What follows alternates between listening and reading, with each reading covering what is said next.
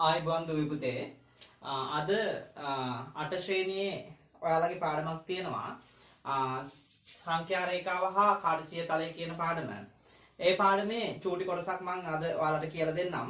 ඒකෙදි පුතේ මම 7 වසරේ දෙයක්ත් මතක් කරනවා. අපි 7 වසරේදී ඉගෙන ගන්නවා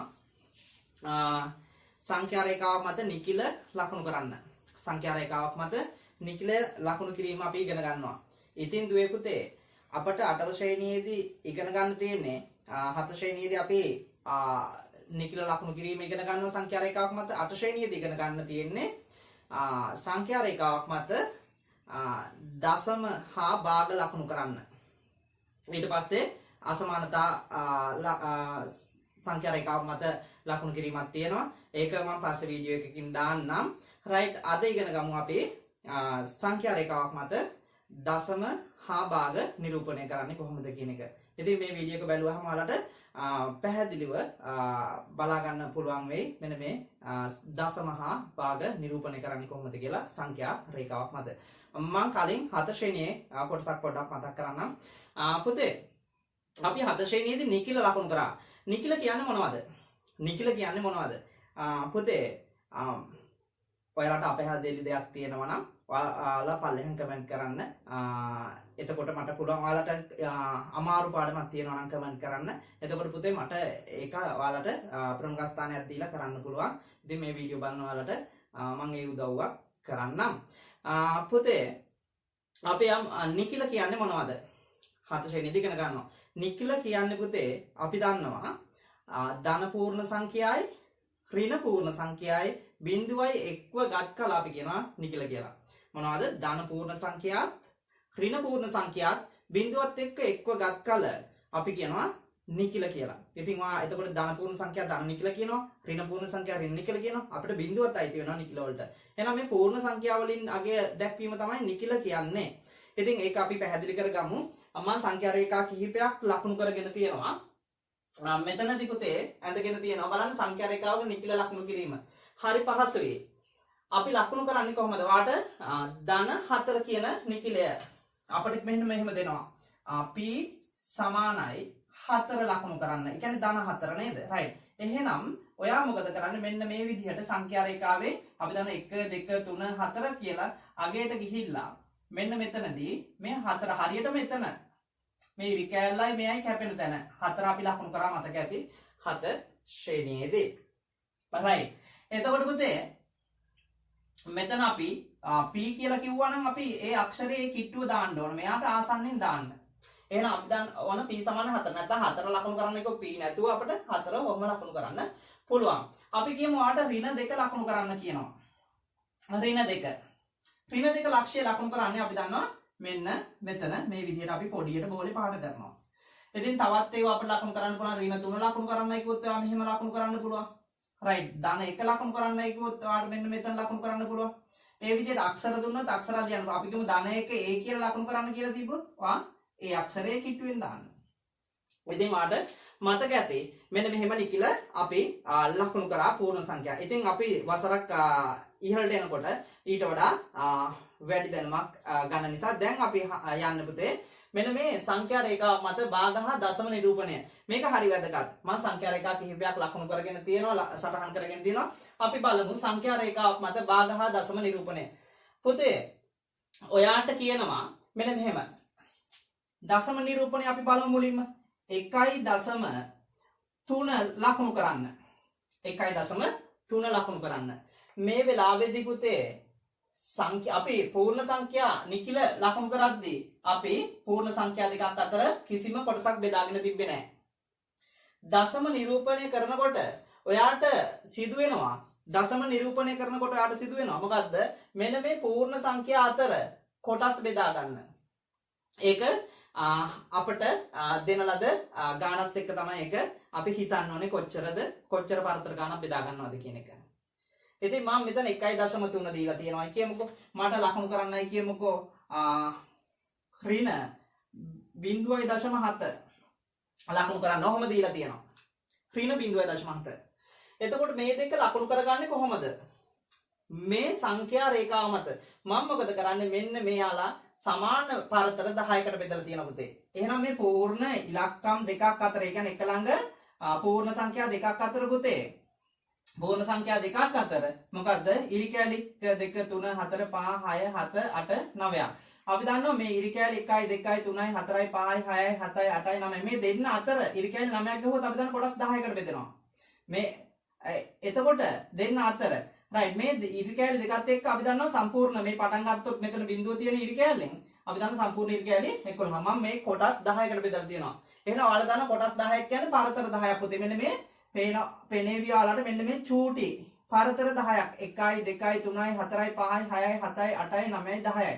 ඒ විදිහට අපි පරතර වලට බෙදාගත්තොත් ඔයාලට දශම නිරූපණය ලේසි. ඔයා දන්නවා දශම 0.1 කියන්නේ 10න් 1යි.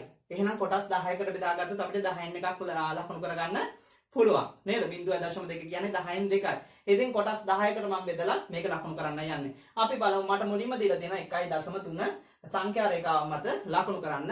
එහෙනම් මම යනවා 1 කියනකොට අපි දන්න එකක් යන පූර්ණ ඉලක්කම් 1යි දශම 3ක්. එහෙනම් 0.1 ඒව 3ක් නේද? 1 අපි දන්න 1.1 1.2 1.3 මෙන්න මෙතන 1.3 right අපි මෙන්න මෙතන 1.3 ඔන්න ලකුණු කරා තිතකින් 1.3 තමයි ඒ ලකුණු කරේ. අපි කියමු 1.3ට ආට x කියලා දාන්න කියලා. right එහෙනම් අපි මෙන්න මෙතන ලියනවා x කියලා. right ඉතින් ඔන්න 1.3 අපිට ඊළඟට දෙනවා ඍණ 0.7. ඉතින් ඔයා හිතන්න ඕන ඍණ 0.7 තියෙන්නේ කොහෙද කියන එක දුවේ පුතේ. ඔයාට පුළුවන් ඍණ 0.7 කියන්නේ අපි දන්නවා ඍණ 1ට වඩා අඩුයි බිඳුවට අපි දන්නවා ඍණ 1යි බිඳුවයි අතර. ඍණ 1යි බිඳුවයි අතර තමයි මේ ඍණ 0.7 තියෙන්නේ. ඉතින් කොතනින්දද ගණන් කරන්නේ? පුතේ පටල ගන්නවා සමහරක් මේ මෙතන ඍණ 1 ඉඳන් මේ පැත්තට ගන්නව නෑ. අපි ගණනය ආරම්භ කළ යුත්තේ අනිවාර්යෙන්ම බිඳුවෙන්. ඉස්සරිනුත් අපි 1.3 ගණන් කරේ මේ බිඳුවේ ඉඳන් 1ට ගියා. අපි බිඳුවෙන් පටන් ගන්න ඕනේ. නිතරම බිඳුව තියෙන තැන ඉඳන් ඔයා ධන සංඛ්‍යාවක් දුන්නොත් දකුණු අත පැත්තට යන්න. බිඳුවේ තියෙන තැන ඍණ සංඛ්‍යාවක් දුන්නොත් ඔයා වම් අත පැත්තට ගණන් කිරීම ආරම්භ කරන්න. right පුතේ. එහෙනම් මම මේ බලන්න අපි දන්න මෙතන ඍණ 0.1යි. ඍණ 0.2යි. එහෙනම් 0.3යි 0.4යි 0.7 5යි 0.6යි 0.7යි. right මේ බලන්න ඍණ 0.1යි ඍණ 0.2යි ඍණ 0.3යි ඍණ 0.4යි ඍණ 0.5යි ඍණ 0.6යි ඍණ 0.7යි. එතකොට මෙන්න මෙතන ඔයාලට අපි කියමු q කියලා ලක්ෂයක් ලකුණු කරන්න කිව්වොත් ඔයා මොකද කරන්නේ? q කියන එක නම්ම ලකුණු කරනවා. ඉතින් මං හිතන්නේ ඔයාලට පැහැදිලි. එහෙනම් අනිවාර්යයෙන්ම මෙන්න මේ ප්‍රධාන සංඛ්‍යා දෙකක් අතර දශම නිරූපණය කිරීමේදී සමාන කොටස් පුතේ මේව බෙදාගන්නේ. සමාන කොටස් බෙදා ගැනීම වලට ගොඩක් වැදගත් වෙනවා. right අපි බලමු. ඒත් එක්කම වට දෙනවා සංඛ්‍යා රේඛාවක් මත භාග නිරූපණය. right මම භාග නිරූපණයට සූදානම් වෙලා තියෙන්නේ. right අපි බලමු පුතේ මේ භාග නිරූපණයට උදාහරණ කිහිපයකින් අපි කතා කරමු. එතකොට ඔයාලට ගොඩාක් පැහැදිලි වෙයි. පුතේ මේ බලන්න මට දෙනවා 2යි 3න් 2 ලකුණු කරන්න. 2යි 3න් 2 ලකුණු කරන්න. ඊට පස්සේ මම මේක කියන්නම් මුලින්ම. මම මේකට තමයි සූදානම් කරගෙන තියෙන්නේ සංඛ්‍යා රේඛාව. මේක දැක්කට පස්සේ තමයි පුතේ මම මේ සංඛ්‍යා රේඛාව සූදානම් කරගන්න ඕනේ. තේරුණා නේද? එහෙනම් මට 2යි 3න් 2 කියන එක මම ඔන්න දැක්කා. මට කියනවා ඒක සංඛ්‍යා රේඛාවක් මත ලකුණු කරන්නලු. එහෙනම් මම මේකේ වැඩි අවධානයක් යොදාගන්නේ මොකද පූර්ණ ඉලක්කම් 2 ලකුණු කරන්න අපි දන්නවනේ. right මම වැඩි අවධානයක් යොමු කරගන්නේ මෙන්න මේ හරේ තියෙන අගයට. අපි දන්නවා මේක 2 පහුවෙලා සංඛ්‍යා රේඛාවේ 2 කියන ඉලක්කම පහුවෙලා 3න් 2කුත් දුරක් යනවා. එහෙනම් මොකද කරන්නේ? සංඛ්‍යා රේඛාවේ ප්‍රධාන සංඛ්‍යා දෙකක් අතර ප්‍රධාන සංඛ්‍යා දෙක ඒ කියන්නේ අනුයාත සංඛ්‍යා පූර්ණ සංඛ්‍යා දෙකක් අතර අපි මොකද කරන්නේ? මෙන්න මේ හරේ කොටසට සමාන කොටස් 3කට බෙදා ගන්න ඕන. මං අන්න මේක දැක්කට පස්සේ තමයි පුතේ මේ සංඛ්‍යා රේඛාව ඇඳ ගන්න ඕන. එහෙනම් හරේ බලලා තමයි අපි සංඛ්‍යා රේඛාව ඇඳගන්නේ.